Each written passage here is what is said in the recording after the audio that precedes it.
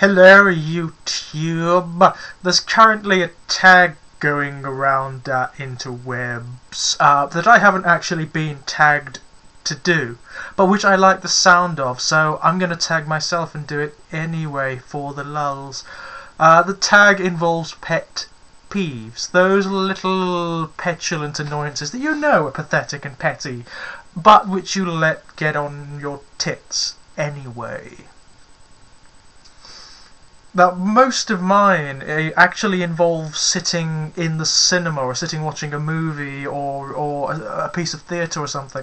One of the most annoying things, and something that gets my goat every single time, is people who feel the need to explain things to you when you're watching a film. I'm quite a I don't know whether you've noticed, but I'm quite a literate individual. I'm quite familiar with how stories work. And most of the time, I can figure things out for myself. Even if I'm watching a David Lynch film, I really don't need somebody else to tell me what's going on. And you know, a lot of them, they do it in the form of a question, sort of because they want to know what's going on, but they also sort of want to explain to you as well. So they usually just do something like, so that means blah blah blah blah blah blah blah blah blah blah blah. Yes, I can fucking see that. Thank you. Now shut up. A permutation of the same issue is when people ask questions about the plot of a film or about what's going on in a film or a piece of theatre, when all they have to do is shut up and listen, and they'll know what's going on.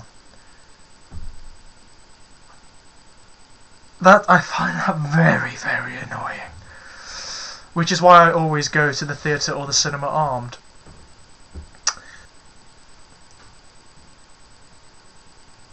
Another one, which again is entirely me, it is completely petty and petulant, but it's something I find so incredibly frustrating, is when people miss the point of a particular scene and focus on something that's incidental and comment on it. A good example is when you're in the middle of an incredibly emotional scene, there's some sort of relationship denouement occurring, and people comment on the carpet, or the decor, the curtains, or something that somebody's wearing, or something like that. For some reason, that frustrates me more than any of the others. I cannot abide that. It's the fact that they've missed the point, or that they're diluting the moment, the impact and the import of the moment, by focusing on something that's entirely incidental to what's going on. That annoys me.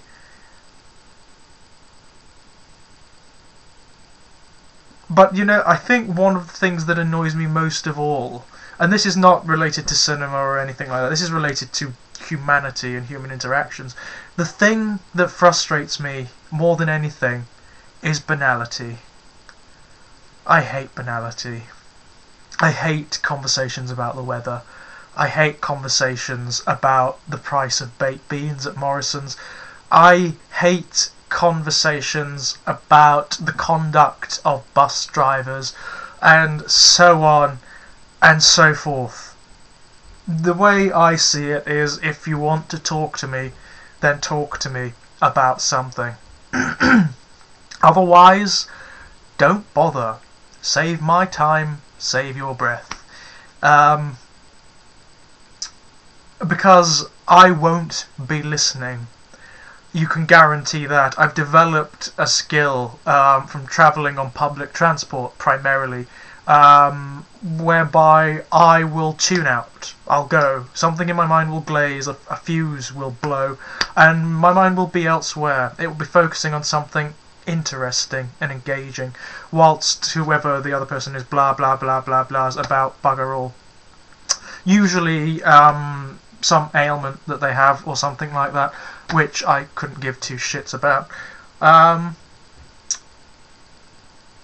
And I will simply be nodding and making appropriate affirmative or negative noises in the right places. And that's it. Banality. I hate it. I find it's like a soul-crushing virus or weed. It reaches inside of you and turns your blood grey and cold. It is a hideous characteristic for anyone to exhibit.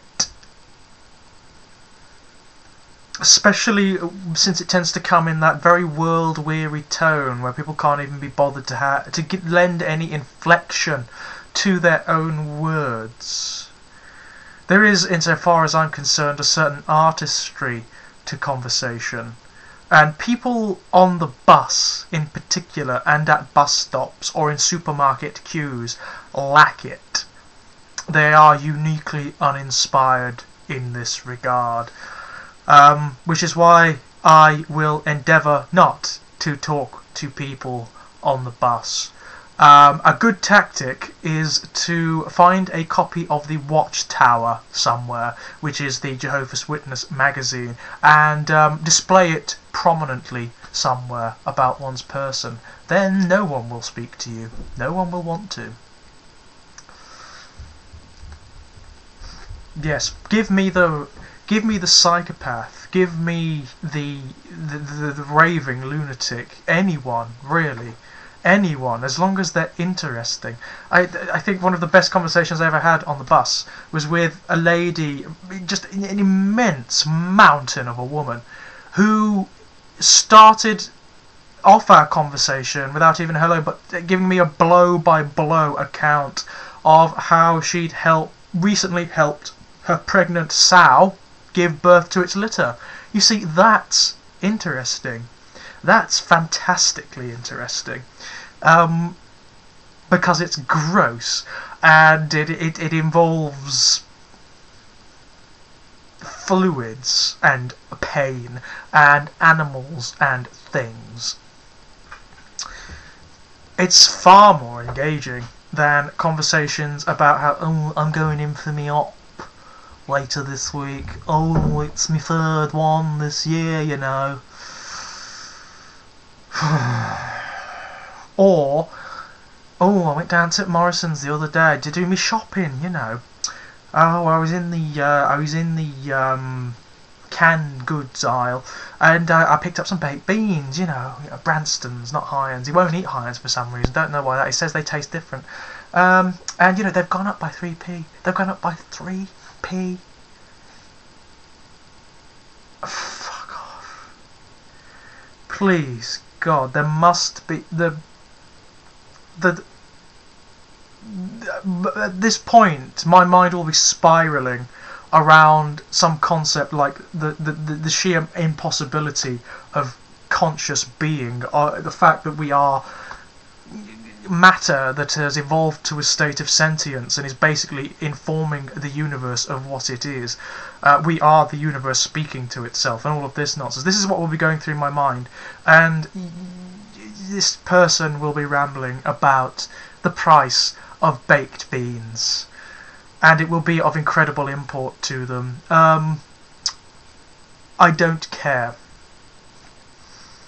I really cannot emphasize this enough. My lack of concern over the price of baked beans and of related subjects is so vast, so all-consuming, that it is an entire universe in and of itself, expanding at a rate that puts the physical one in which we operate to shame. My indifference to the price of baked beans could fill every human thought that has ever been since the species first evolved in every disparate dimension and reality, in every manifestation of probability, in every alternate universe ever out there. My indifference to these matters is so vast.